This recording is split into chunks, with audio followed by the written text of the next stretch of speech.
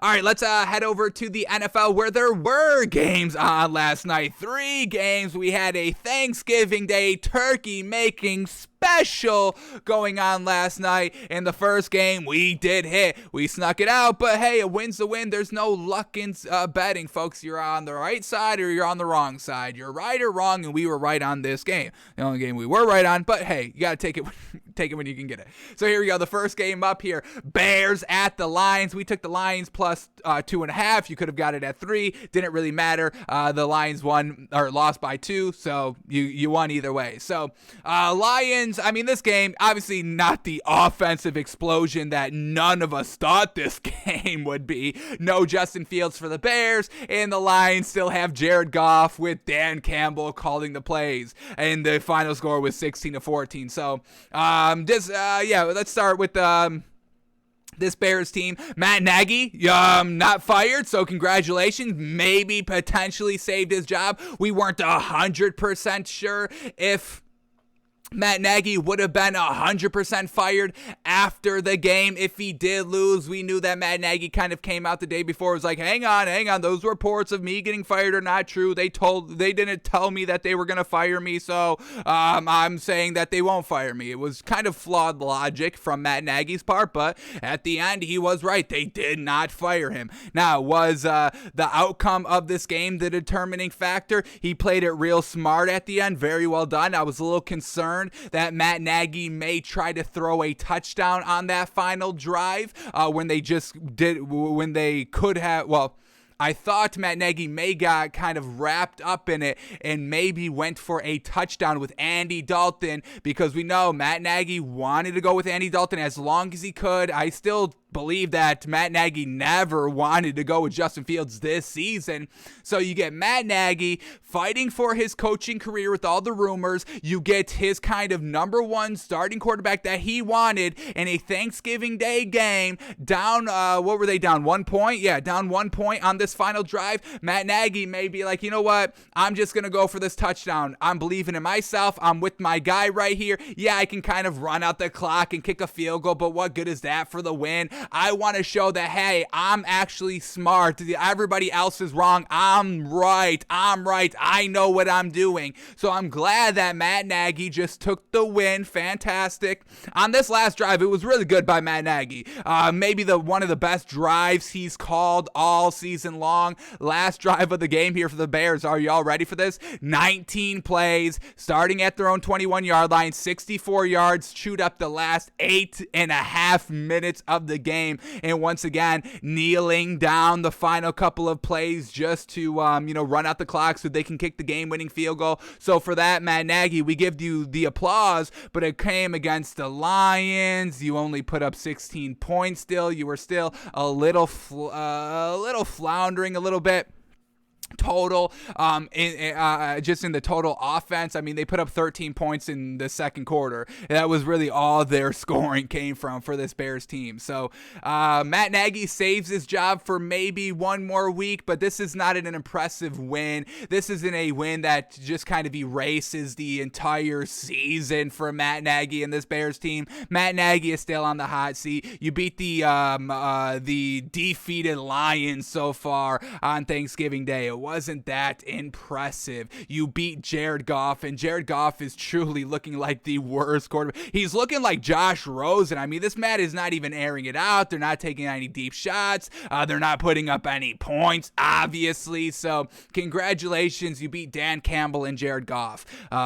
Get excited about that, I guess, Matt Nagy, because there's not that much for you to get excited about because you barely win games. So the Bears, I'll give a little credit to Andy Dalton. He aired it out a couple times, and it was kind of on the money. So Andy Dalton looked good. And once again, do I want Andy Dalton starting the rest of the season for this Bears team? No. I mean, you barely beat this Lions team. It wasn't like Andy Dalton was playing flawless football. It's classic Andy Dalton, always in the game, never blowing any team out. Last second, maybe win, maybe lose. It's kind of 50-50 with Andy Dalton. That's what we saw his entire career in Cincinnati. We're still seeing it same here. Fortunately, he won this game. Truly, fortunately. So here we go. Andy Dalton went 24 of 39. Let's get that completion percentage up here. Let's get our trusted old calculator open.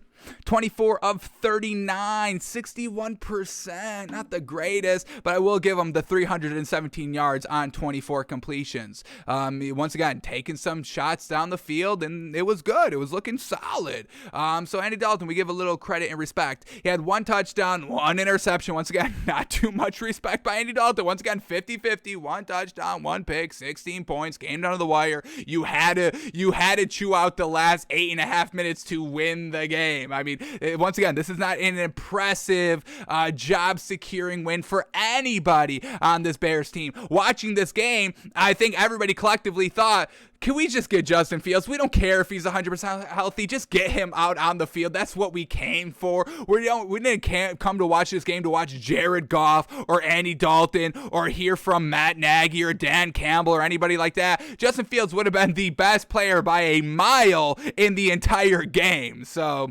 I still move off of Matt Nagy. I still move off of Andy Dalton. This is not a game-changing, thought-changing game. So Andy Dalton, the 1 pick, the 1 interception. The 1 interception, he threw it in the red zone. Classic. Well, I guess not officially. They were on the 23-yard line, but he threw an interception basically on the goal line right there. So classic Andy Dalton not being 100% good like we know, folks. Running game, never really anything great. David Montgomery, 17 rushes for 46 yards. That's not great. Andy Dalton took off 6 times for 11 yards, trying to do his best Justin Fields impression, but didn't look anything like Justin Fields. Classic. And then Khalil Herbert ran the ball 4 times for 9 yards. And then who was Andy Dalton throwing the ball to? And once again, I can give a little bit of credit to Andy Dalton and a little bit of credit to Matt Nagy. Darnell Mooney, leading receiver. Thank goodness. No Allen Robinson, so obviously Darnell Mooney should be your number 1 wide receiver now. But we've seen this Bears team not utilize Allen Robinson, not utilize Darnell Mooney, who are their best 2 players. You should be giving them 10 targets each every single game. You should be scheming the entire offense to Darnell Mooney and Allen Robinson. But Matt Nagy thinks he's smarter than everybody and doesn't do that, but he kind of was on the hot seat. He's like, I got to get Darnell Mooney the ball, and that's exactly what they did. 5 receptions for Darnell Mooney, 123 big ol' yards. Fantastic. Loved it.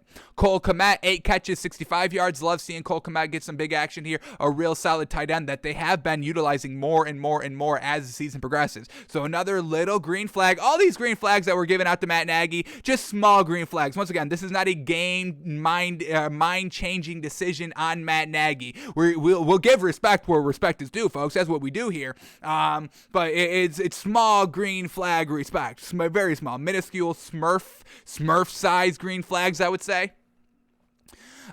So shout out to Cole Kmet, 8 catches, 65 yards. Damiere Byrd, 4 catches, 42 yards. Jimmy Graham, 2 catches, 34 yards, a touchdown. David Montgomery, 3 catches, 28 yards. And then Jakeem Grant, 2 catches for 25 yards. So Bears get the win. Final drive looking really solid there. Chewed out 8.5 minutes. I mean, can't knock that.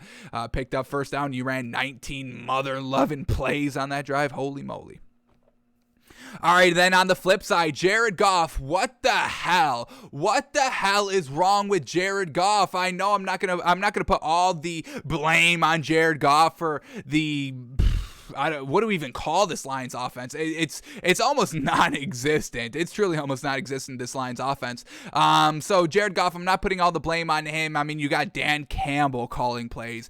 Dan Campbell is a head coach on a football team and is now calling plays. What are we doing? What are the Lions even thinking? And didn't they sign him to like a 5, maybe even like a 7? Is it 8 years? It's like heavy. This man is not like a 3-year deal. It was like at minimum a 5-year deal for Dan Campbell here in Detroit. Like, they really want him. Why? Now he's calling plays for your team, and obviously they're still not moving the ball, just like they weren't moving the ball with Anthony Lynn. So it's not like Dan Campbell is good. Once again, what we've been known out here.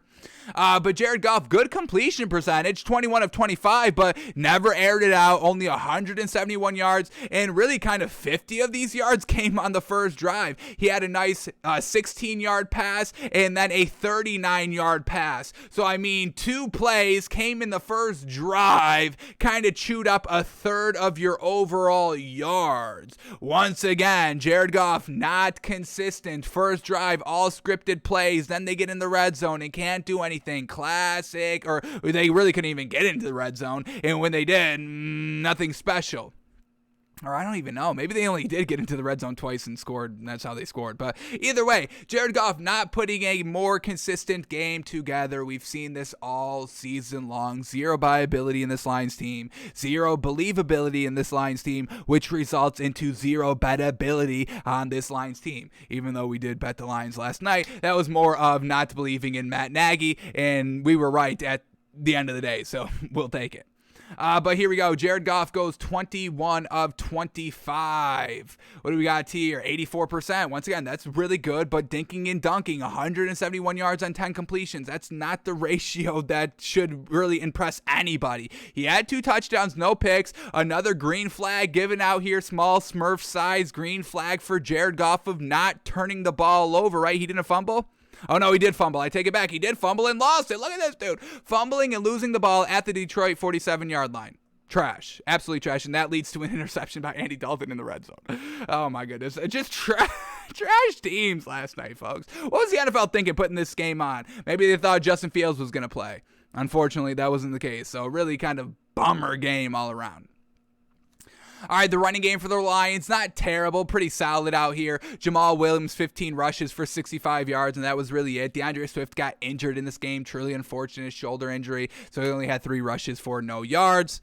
And then who was Jared Goff throwing the ball to? We had Josh Reynolds, leading receiver, 3 catches, 70 yards, a touchdown. We had TJ Hawkinson, 3 catches, 35 yards, a touchdown. Amon-Ra St. Brown, folks, 4 catches, 23 yards. Jamal Williams, 5 catches, 18 yards, and Khalif Raymond, 3 catches for 16 yards. So Bears get the win here, 16-14. They go down on the final drive.